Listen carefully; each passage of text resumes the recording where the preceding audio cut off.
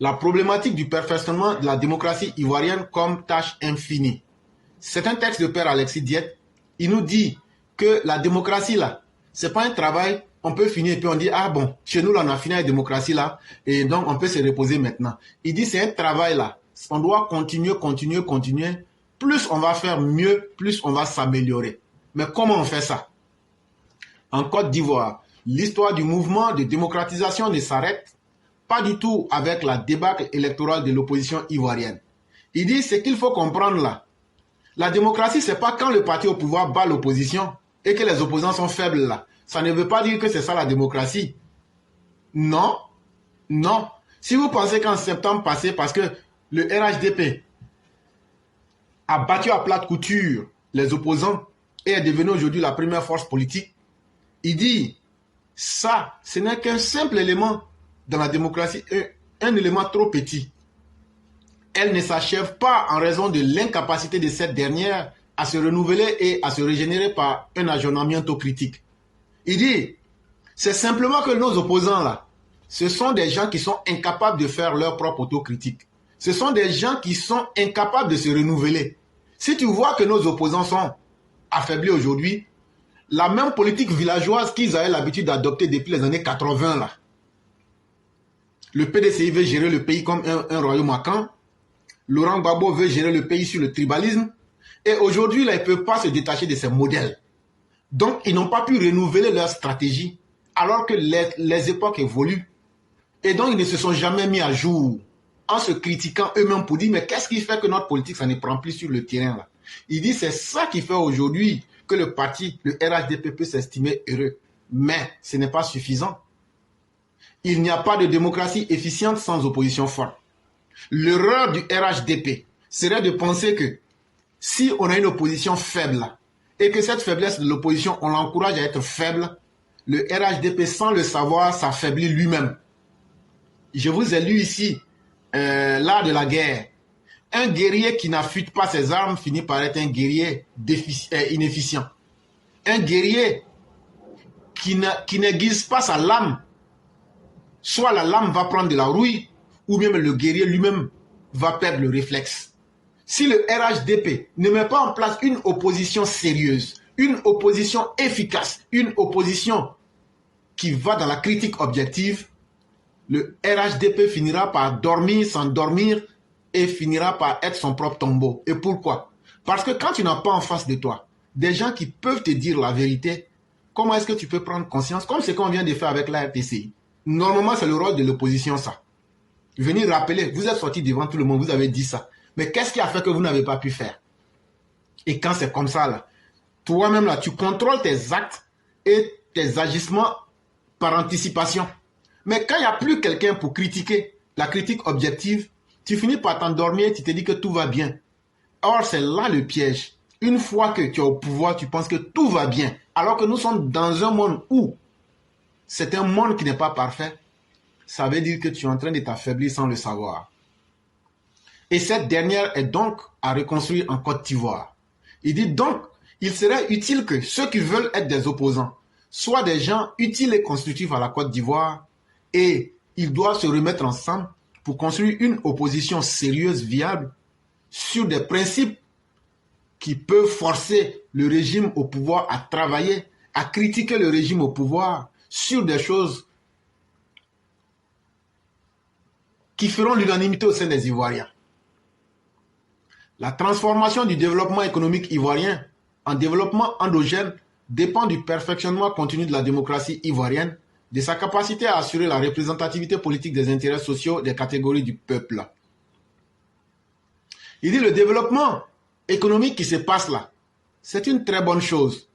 Mais si on rend encore plus efficace notre démocratie, vous allez voir que non seulement les représentativités politiques seront diverses, presque toutes les couches de la population seront représentées, mais ça va envoyer une nouvelle dynamique qui va nous propulser davantage à augmenter ce développement économique. Il n'y a pas de développement endogène dans le cadre de l'économie de libre marché sans démocratie efficiente. Quand vous attendez libre marché, ça veut dire capitalisme. Ou bien on peut appeler ça l'économie du marché, c'est la même chose. ou on peut appeler ça libre marché. Il dit en vérité, il ne faut jamais penser qu'on peut connaître un vrai développement économique dans un environnement capitaliste si la démocratie n'est pas efficace. Parce que là où il n'y a pas de démocratie, on finit toujours par se retrouver soit face de l'anarchie ou bien même de la dictature. Ce n'est qu'une question de temps. Parce qu'on aura endormi les cerveaux. Or, en démocratie, on permet au peuple de s'éduquer. Et un peuple qui s'éduque pose des questions. Et un peuple qui pose des questions exige des réponses. Et chers parents, c'est pourquoi quand nous faisons nos émissions là, ça n'arrange pas les politiciens incompétents. Parce qu'ils se disent, mais vous êtes en train d'éduquer les gens. Si les gens comprennent tout ça là, mais nous on sera dans le pain. Oui, parce que le monde a changé. Et parce que nous faisons ces émissions là pour ouvrir les esprits. Et donc, pourquoi on parle de démocratie?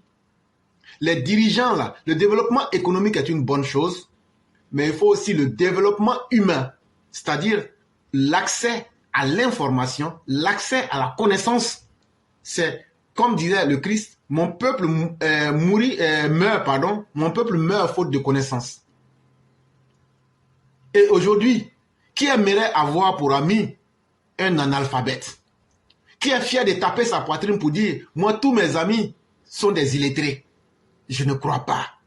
Or, dans une démocratie, quelle que soit la beauté du développement que vous avez fait, si le développement économique a été fait dans un environnement capitaliste pour des gens illettrés, pour des gens analphabètes, sachez que votre démocratie, là, ça va s'effondrer. Exemple, le Mali. Pays où le taux d'analphabétisme est très grand. Quand ils font le coup d'État dans les années 90-92, le Mali connaît une relative accalmie. Le Mali était considéré même comme un modèle de démocratie en Afrique. Mais aujourd'hui, allez regarder, à cause de l'analphabétisme du peuple, ils sont tombés 100 ans en arrière. Et donc, c'est utile qu'avec le développement économique, on puisse aussi inclure le développement en termes de démocratie. Et donc, une opposition avec des gens bien formés, bien éduqués, qui posent les vraies questions, les vraies problématiques en face des dirigeants, pour contraindre les dirigeants à s'améliorer davantage. C'est de cela qu'il est question. Et ça, c'est une médiation qui est incontournable. Quel que soit ce qu'on va faire, Laurent Gbagbo a essayé de tuer ses opposants, mais en le faisant, la même méthode qu'il a utilisée, c'est ce que ses opposants ont utilisé. Ça étonne beaucoup, mais pourquoi les gens ont pris les armes? Pourquoi les gens ont fait rébellion? Les gens ont fait rébellion parce que Laurent Gbagbo les tuait. Ça, quand tu tues quelqu'un avec l'épée, il faut t'attendre à ce que cette personne aussi va utiliser l'épée contre toi. De la manière dont tu as tué les gens pour les mettre dans le charnet de Yopougon, de la manière dont tu faisais des crimes avec les escadrons de la mort, là, la même méthode que tu as utilisée là, c'est ça les gens ont pris pour te confronter. Et donc, si nous voulons tuer notre opposition avec la médiocrité, sachez que ce sera la même médiocrité de notre opposition qui va aussi nous tuer nous-mêmes. Le développement endogène autocentré ivoirien dépendra de la synergie entre une opposition constituée et un gouvernement démocratique, limité par les droits de l'homme, agissant conséquemment comme agent de développement sur le très long terme.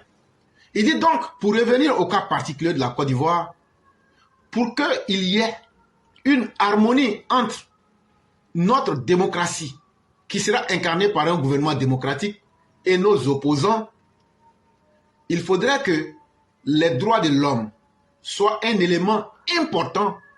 Ce n'est pas parce que quelqu'un a réfléchi que ce qu'il a dit, je n'aime pas, je vais le combattre parce que je suis au pouvoir. Il faut donc agir comme des agents de développement sur le long terme. Et quand on va forcer ces deux entités à travailler comme il faut, ça va nous amener sur le long terme parce qu'on ne va pas se contenter d'aujourd'hui. Voyez-vous, le président Ouattara est le seul aujourd'hui en train de se dire, mais la Côte d'Ivoire qu'on va laisser dans 50 ans. Il a dit ici que le RHDP a les moyens de diriger le pays sur 50 ans. Ça veut dire qu'il a déjà réfléchi sur l'avenir de la Côte d'Ivoire sur 50 ans. Mais combien de politiciens, même au RHDP, comprennent cela? Que faire de la politique, c'est pas vivre au jour le jour, mais c'est faire des plans sur le très long terme.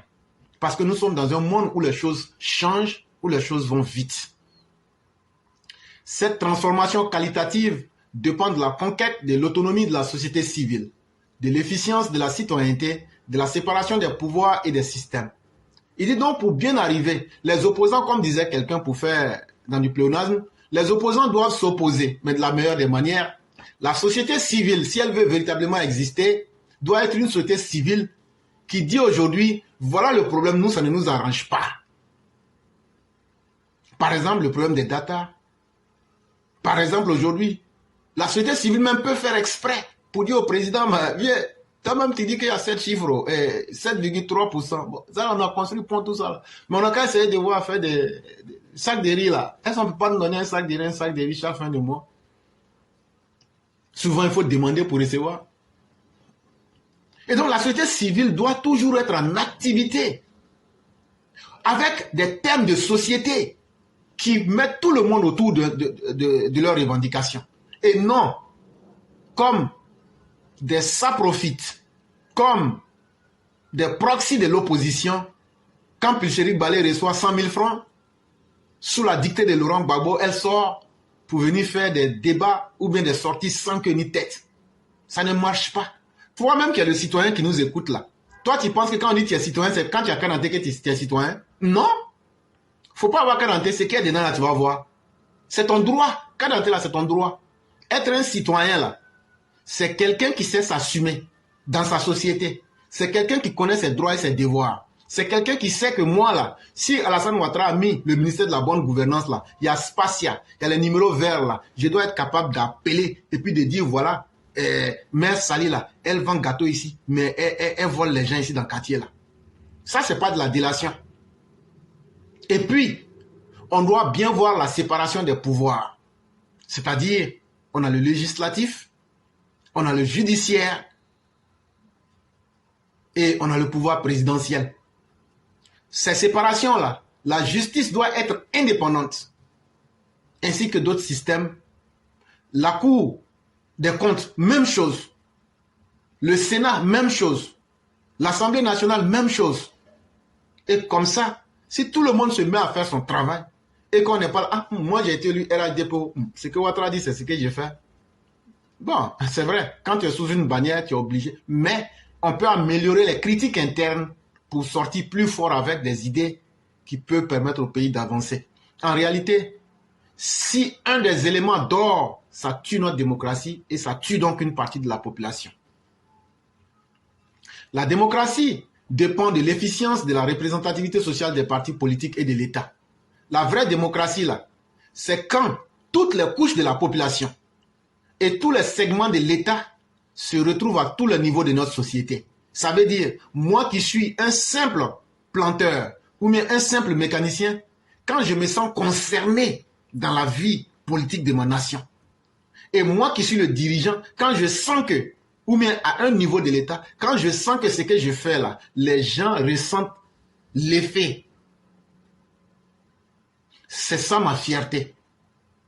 Et moi en tant que citoyen, quand je sens que je participe aux activités, je suis représenté. Je suis représenté à tous les niveaux dans les systèmes politiques.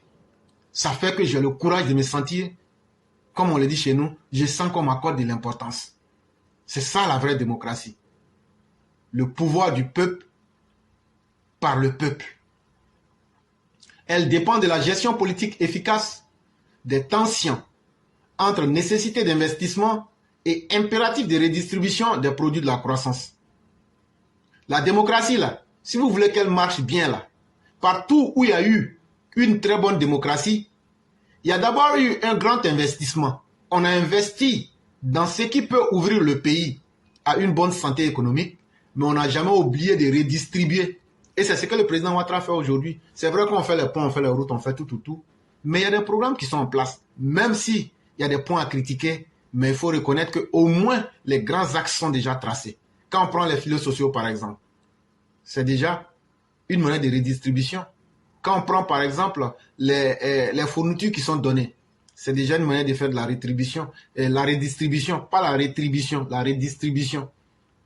Et donc, c'est tout ça. Quand on développe le niveau humain, la qualité de vie des personnes, ça les libère. Or, en Afrique, les dirigeants n'aiment pas ça. Si tu fais politique, que tu viens pour expliquer politique aux gens, c'est parce que tu as mangé. C'est parce que tu dors bien. C'est parce que tu es en paix. Donc là, un homme comme moi, comme Laurent Gbagbo, là, je vais créer guerre. Je vais aller dire aux Baoulés que leurs ennemis, ce sont les Dida. Je vais aller dire aux Guérés que leurs ennemis, ce sont les Maoka. Je vais aller dire aux Sénéfos que leurs ennemis, là, ce sont les lobbies. Je vais aller dire aux Odineka que leurs ennemis, là, ce sont les Avikam. Là, quand c'est comme ça, là, quand on va les mettre en palabre, là, maintenant, nous, on va prendre nos valises de malheur pour se promener pour dire « Ah non, non, non, calmez-vous, on va faire la paix entre vous. Venez, on a payé Bandji, voilà Belé ici, il y a Kalao ici. Maintenant, il y a chose ici, comme la Kadhafi même. Si vous voulez la Kadhafi même, venez, buvez, fumez tout ce que vous voulez. Quand vous allez perdre votre conscience, là, c'est la réconciliation qui est là. Partez à la maison. Et puis encore, on va aller soulever encore par là quelque part. Parce qu'on ne veut pas que la qualité de vie des humains soit correcte. Parce que pour parler de politique ou bien pour exiger plus, tu es en paix, tu es à l'aise à cause de ça. Quand on va te dire, comme Laurent Gbagbo le disait, moi là, je n'ai pas un art pour produire l'argent. Voilà. Quand un politicien te dit ça là, non seulement c'est son incapacité qu'il te présente pour dire, je suis un politicien incapable et ce que tu demandes là, ce n'est pas possible et je ne le ferai pas. Et donc là, on te met devant le fait accompli pour te dire que ta condition ne changera pas. Et donc là, va avec ton désespoir, advienne que pourra. Et donc, quand on est dans une démocratie efficace, qui veut se construire pour éviter une tension entre la qualité de l'évolution et la qualité de vie des populations, il faut donc faire une redistribution pour essayer d'améliorer le niveau de vie et la qualité de vie des citoyens. Et ça leur permet d'être heureux et de penser correctement. Et une chose aussi très importante, la liberté de la parole. Elle est très importante parce que quand un homme perd tout, même quand il n'a pas mangé, mais quand il a au moins le droit de dire « Ah, j'ai faim », c'est déjà un soulagement. Mais regardez aujourd'hui le Mali. Les Maliens aujourd'hui, avec le temps, ils se rendent compte que c'est une dictature des plus sanguinaires qui s'impose à eux aujourd'hui. Aujourd'hui, quand tu parles et que tu ne dis pas ce que la gente au Mali veut, tu risques de te faire assassiner.